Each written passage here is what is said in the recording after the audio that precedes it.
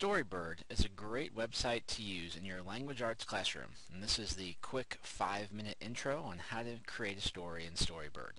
So once you've signed up for your teacher account, you have the ability to set up classes, you'll want to be able to create your Storybird. So we're going to click on the Create button. When we do that, we get some artwork that we can try to use, and if we don't like the artwork they give us, we can explore by theme. We can even go to see more themes, and we can really see all that Storybird has to offer. So for example, I'm going to go ahead and we're going to choose California as our theme.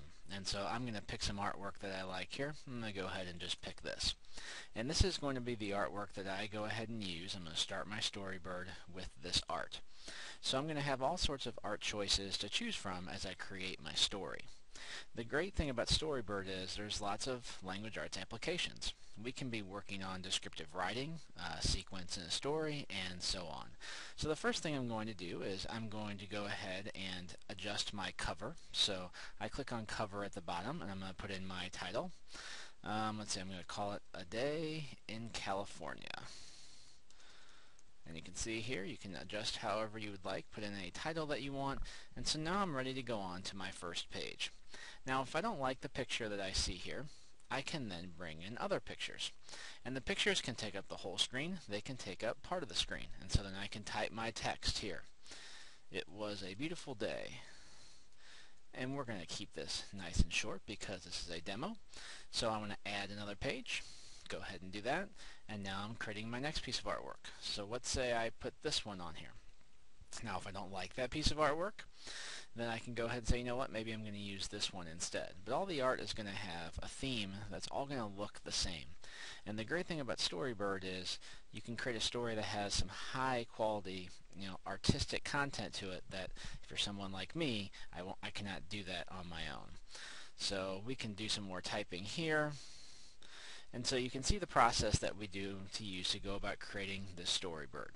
And you can create many, many more pages, but I'm just going to stop there for our quick demo. And I'm going to go ahead and press save. And so now my Storybird is complete, and it's busy saving right now. So I can go, I'm going to return back to home. We're going to leave this page here, even though it's saving, it's just a demo.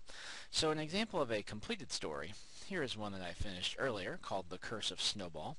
And so you can see the great things here is we have these great stories that we can tell with great artwork. Students can really feel like they are authors. They are creating these children's books. And so you can see here this goes to the story of Snowball the cat.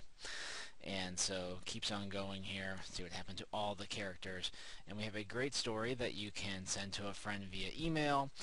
And the great thing about this is you do have the ability, when you're in your class, to actually order a physical hard copy of the story. So that's one of the really nice things. You can set up assignments.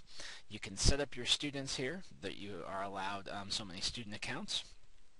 And so that's just a great thing for you. You can set the usernames and passwords, as you can see right there.